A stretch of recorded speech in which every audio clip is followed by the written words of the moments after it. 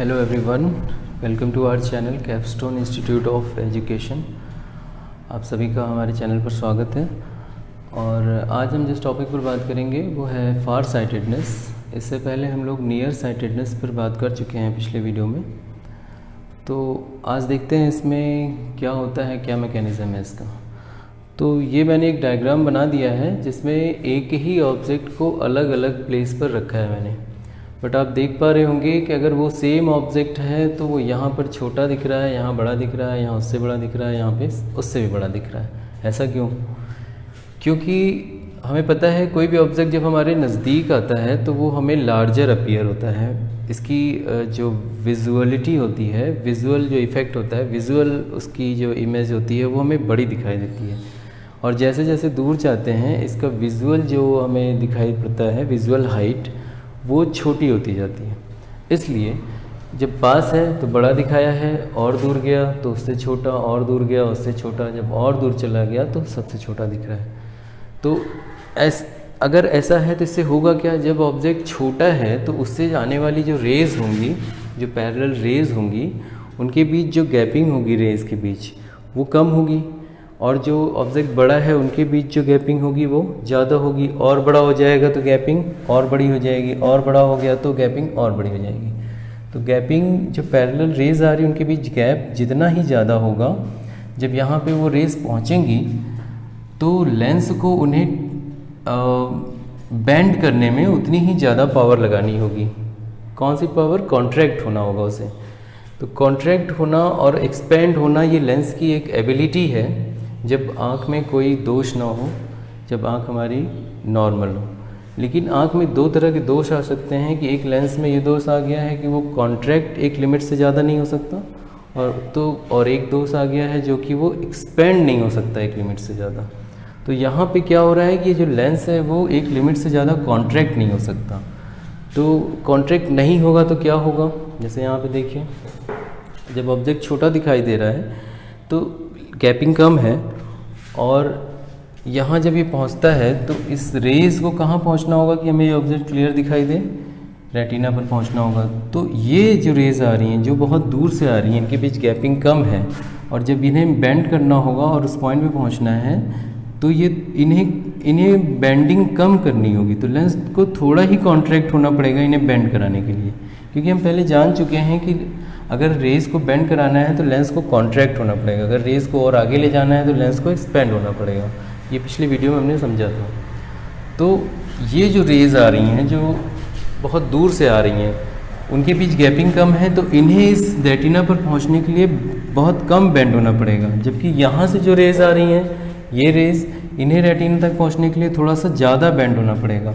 इस यहाँ से आने वाली रेज़ को इस जगह से इन्हें रेटिना तक पहुंचने के लिए और ज़्यादा बेंड होना पड़ेगा, और ये जो है इन्हें और ज़्यादा बेंड होना पड़ेगा। क्योंकि कुछ लोग हैं और लोग पैरेलल लोग आ रहे हैं, और जो कम गैपिंग पे हैं सबको एक ही पॉइंट पे पहुंचना है रेटिना पर।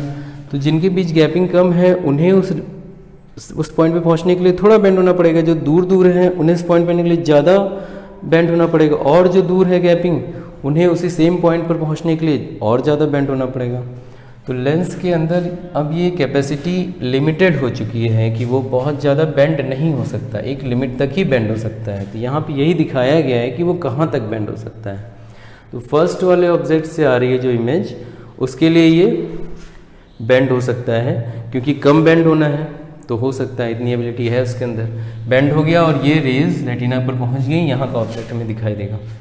फिर यहाँ का ऑब्जेक्ट थोड़ा, इसकी विजिबिलिटी बड़ी हो गई, तो ये थोड़ा सा गैपिंग बढ़ गई, लेकिन यहाँ इतनी गैपिंग को भी लेंस अभी कॉन्ट्रैक्ट होगा और रेज़ को बेंड करेगा तो वो पहुँच जाएंगी, यहाँ तक भी कर सकता है। फिर इस डिस्टेंस पे आ गया, इस डिस्टेंस को आइज़ से हमने 30 सेंटीमीटर पर दिखाया है।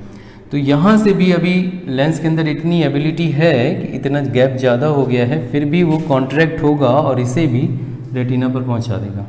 तो यहाँ तक के जो जितने भी ऑब्जेक्ट इस डिस्टेंस पे रखे हैं, इस डिस्टेंस पे रखे हैं, या इस डिस्टेंस पे रखे हैं, ये ऑब्जेक्ट तो क्लियर दिखाई देंगे। बट इससे आगे, इससे और अगर नज़दीक आते हैं तो ये गैपिंग और बढ़ जाती है। लेकिन इस गैपिंग को बेंड करने के लिए लेंस के अंदर एबिलिटी नहीं रह गई है।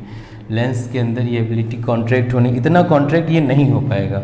इसकी मसल्स वगैरह जो हमारी आइज़ में होती हैं, सिलियरी मसल्स जिसे बोलते हैं, ये मसल्स बहुत वीक हो चुकी हैं, तो ये इतना ज़्यादा वर्क नहीं कर पा रही कि इसे कॉन्ट्रैक्ट कर पाएँ। तो ये जो ज़्यादा गैपिंग है इसको बेंड करना होगा, जो कि लेंस के अंदर एबिलिटी नहीं है उसको बेंड करने की। तो इसलिए ये रेज़ कहाँ जा रही हैं, रेटिना पर ना पहुंचकर कहीं बाहर फोकस हो रही हैं। तो यहाँ का ऑब्जेक्ट जो हमारे नज़दीक आ गया है वो हमें क्लियर नहीं दिखाई देगा। तो हमें कौन सा दोष हुआ, कौन सी हमारी आँख में प्रॉब्लम आई है, फार साइटेडनेस की। क्यों? क्योंकि फार साइटेडनेस में हमें सिर्फ फार्दर ऑब्जेक्ट ही साफ दिखाई देते हैं, नियर के ऑब्जेक्ट साफ नहीं दिखाई देते। ठीक है, फार साइटेडनेस। और ये उल्टा क्यों है, ये पिछली वीडियो में बताया है, अगर आपको समझना है तो आप वहाँ पर देख सकते हैं।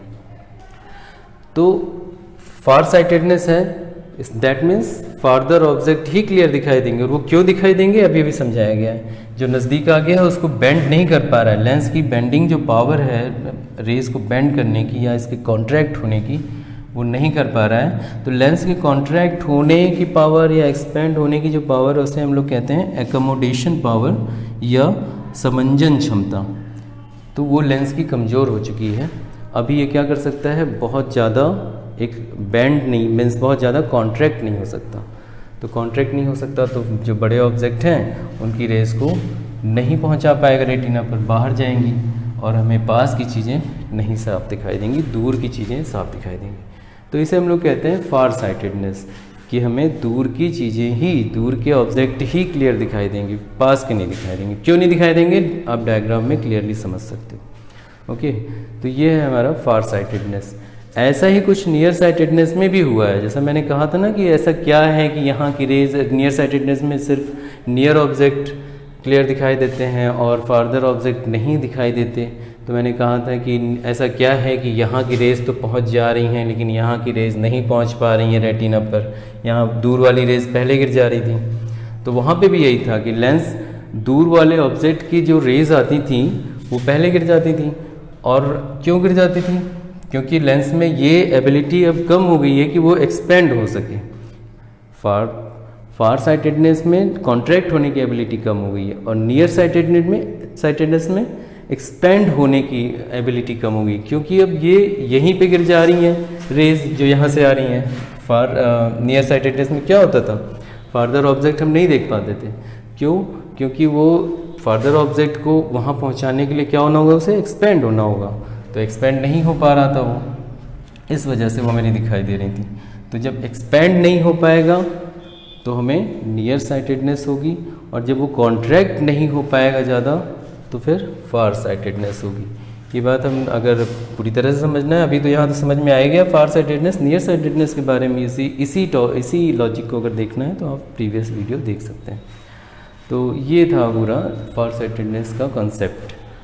अब हमें क्या करना है, इसी पे हम न्यूमेरिकल्स लगाएंगे और तब हमें क्लियर होगा कि ये कहाँ तक के ऑब्जेक्ट क्या रखेंगे तो दिखेगा, कहाँ तक रखेंगे तो नहीं दिखेगा। और फिर और सबसे अभी तो इम्पॉर्टेंट बात ये करनी है कि इसका करेक्शन कैसे किया जाए। फार साइटेडनेस है तो इसको हम दूर कैसे करें, तो करेक्शन कैसे किया जाए। तो करेक्शन के लिए आप जानते हो कि अब आपको नियर का ऑब्जेक्ट देखना है और वो उसकी जो बेंडिंग हो रही है रेज की वो रेटिना से बाहर हो रही है। तो आपको क्या करना है, फोकस को इस फोकस को रेटिना पर लाना है। तो क्या करा जाए, ऐसा क्या किया जाए? तो देखो बहुत एक बड़ा अच्छा ही यहाँ पे हमें कॉन्सेप्ट समझ में आ रहा है कि हम क्या करें कि ये पहुँच जाए। तो सिंपल सा है, देखो यहाँ पे एक लेंस रखो, ऐसा लेंस रखो जो कि इन रेज को उस रास्ते पर ले आए जिस रास्ते पर इनको